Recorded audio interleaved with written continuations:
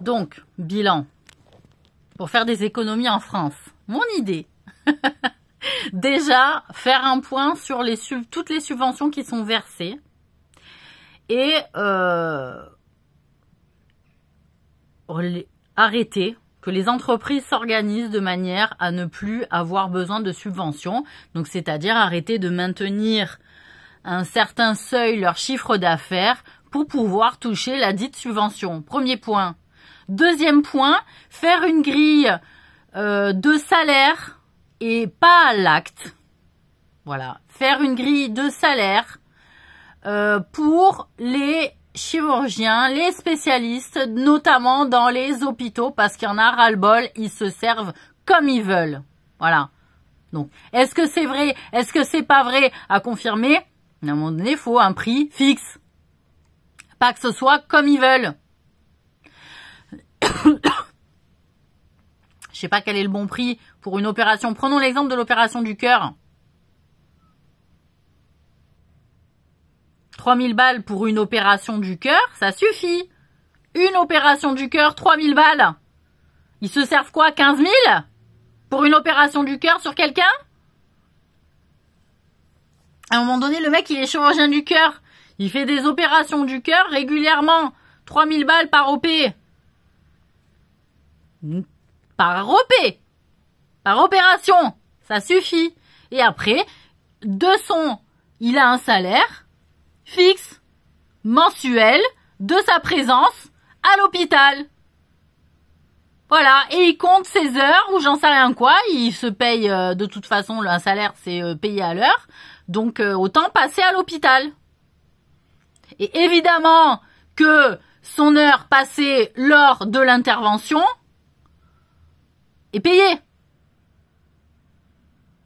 Voilà. C'est pas compliqué. Sauf que faut que chacun soit un peu moins gourmand si on considère qu'il vit bien et si on considère que si on donne pas des subventions à tout va, si on fait en sorte que les ordres, trucs, les confréries, machin, n'ordonnent pas, ou ne fassent pas du chantage à l'État pour qu'on touche tant de pourcentage de trucs de machin, alors que la solution serait à avoir moins d'impôts, un pourcentage moins élevé d'impôts en France. 50%, c'est trop. C'est trop. Moi, j'ai dit maximum 35% maximum. Maximum. Ça suffit de prendre la moitié des efforts de ce que la personne produit. L'État ne travaille pas à la place des gens. Donc ça suffit, la pieuvre tentaculaire là, de l'État qui nous bouffe tout. Tout le monde va se casser, il va plus rien avoir à grailler, il va se quoi? Elle va s'autodétruire la pieuvre. Hein? Si elle trouve pas à bouffer.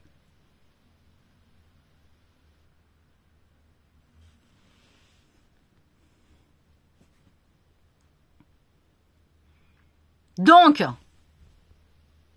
on revoit les salaires, les actes, les trucs chez les médecins, dans le monde médical.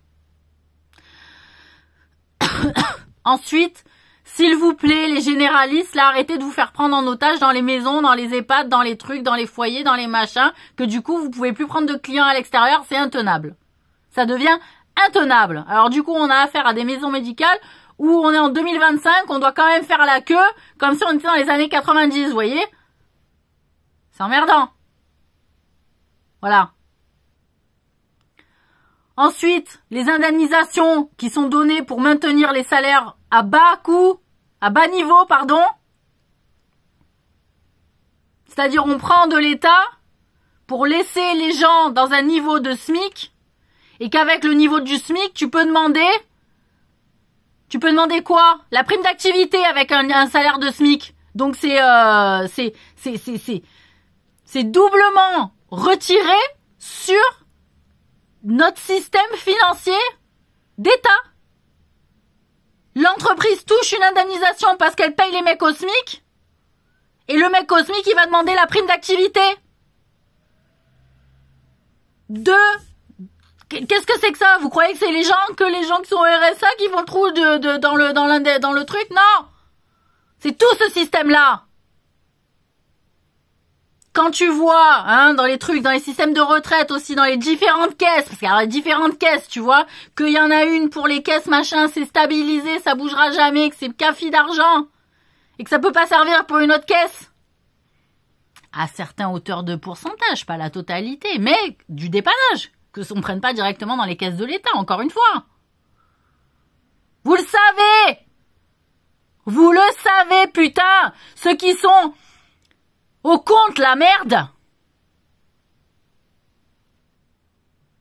Après, ça donne des leçons à tout le monde et ça prend notre pognon pour nous expliquer qu'en fait, on a un système qui se mord la queue. Mais le Français de base, il a compris qu'on a un système qui se mord la queue, merde! Ça va, l'Ouroboros, tranquille? Oh! Les alchimistes, là! C'est moi, la reine de l'alchimie! Alors? Réveillez-vous là tous, prenez vos positions.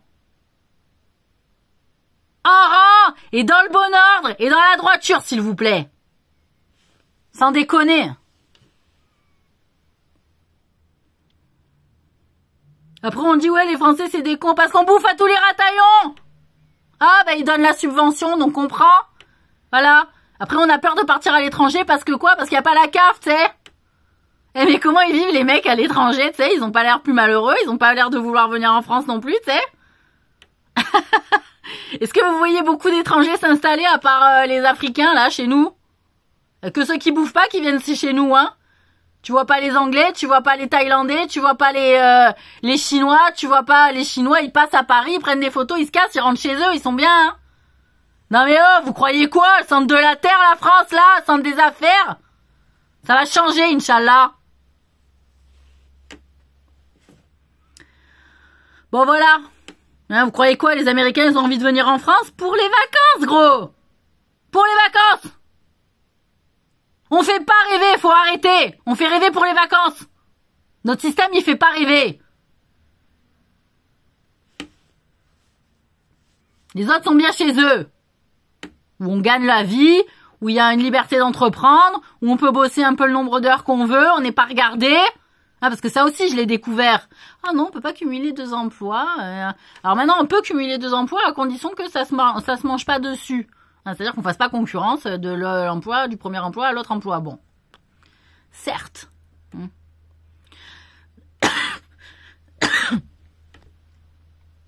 Voilà. Autre moyen de faire des économies aussi, c'est de le reverser au bon endroit qui font que ça va augmenter la croissance et donc... Moi, je suis quand même pour qu'il y ait une TVA assez forte. Voilà. Je suis pas complètement contre qu'il y ait une TVA assez forte. Alors, à hauteur de 20%, je trouve ça monstrueux. Mais 10%, ça suffit. Voilà. 10%, je trouve que ça suffit. Parce que, mine de rien, quand tu veux faire ta voiture, des travaux sur ta voiture, et que tu vois que la TVA, elle te prend le tiers du prix, t'as envie de dire... Bon, qu'est-ce que je fais? J'attends le mois prochain. J'attends 2 mois pour me resservir la voiture. On est quand même... tranquille quoi sur la TVA. Je veux dire voilà, parce que plus on est à l'aise au niveau TVA, plus on consomme. Donc c'est plus rentable aussi quand il y a plus de consommation que quand c'est limité dans la consommation et qu'on a une TVA forte. Non? Non?